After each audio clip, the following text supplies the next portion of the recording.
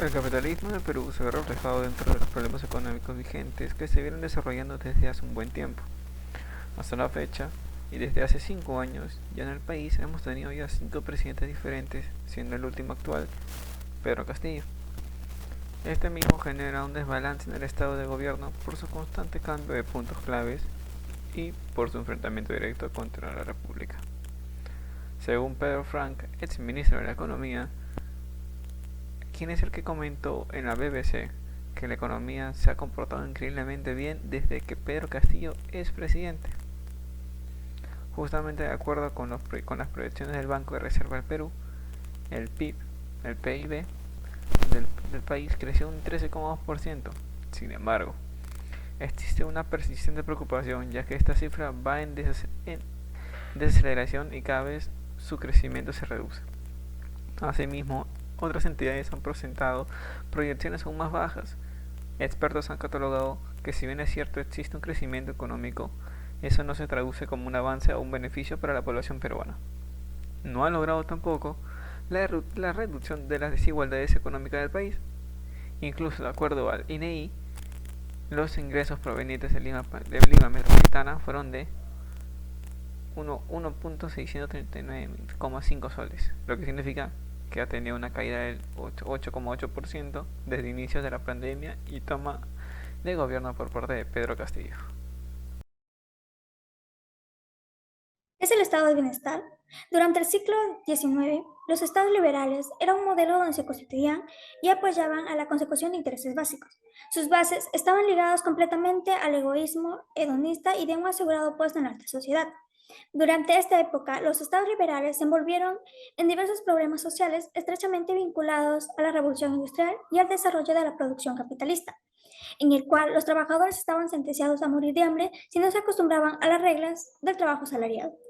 A consecuencia de esto, después de la Segunda Guerra Mundial, llegó la consolidación completa del llamado Estado de Bienestar, el cual se basaba en un sistema de seguros sociales de carácter obligatorio, es decir, reconoció desde sus inicios la seguridad social.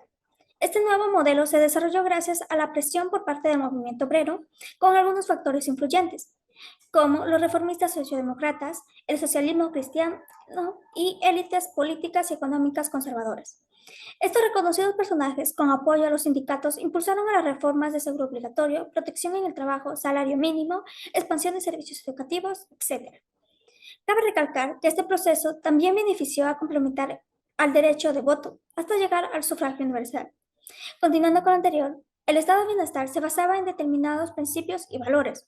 Por ejemplo, una comprometida política económica con un ideal de pleno empleo, una mejor calidad de vida resguardada por el Estado para las personas que atravesaban situaciones de enfermedad, desempleo, etc. Y por último, una mayor racionalidad administrativa. Por otra parte, este sistema se dio principalmente en las fábricas del norte de Europa, Estados Unidos e Inglaterra. Luego se aplicó a las resoluciones de la Organización Internacional de Trabajo. Asimismo, Gran Bretaña, Bélgica, Holanda, Suiza, Suecia y Dinamarca actualizaron sus reformas inspirándose en los principios de Beveridge.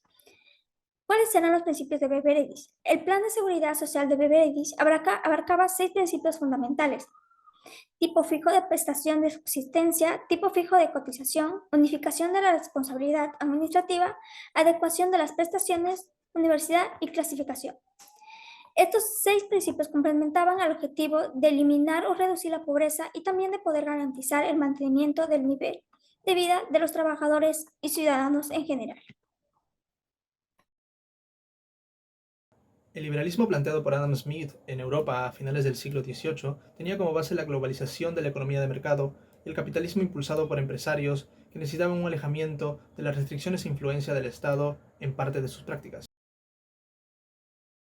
Llegado el siglo X, el liberalismo tuvo varios cambios para la necesidad de adecuarse tanto a una creciente ola de altos niveles de propiedad privada como al amenazante comunismo, impuesto como un antiliberalismo radical. De Bruy, 2009. El libre mercado así crece como parte del avance tecnológico en Europa y en Estados Unidos. Parte de esta crisis fue la aparición del neoliberalismo, impulsado por Reagan en los Estados Unidos de América junto a grandes fondos internacionales, que pretendía globalizar el libre mercado para evitar las restricciones aplicadas por países de economía emergente con políticas proteccionistas en consumidores de países más avanzados.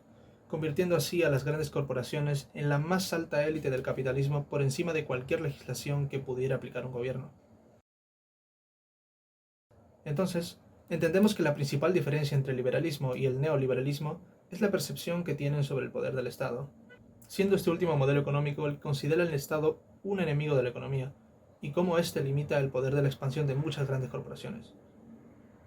Además de ello, el neoliberalismo sopesa los intereses de estas grandes empresas como justificación de aplicar todo tipo de monopolio y ampliación de la brecha entre el rico y el pobre.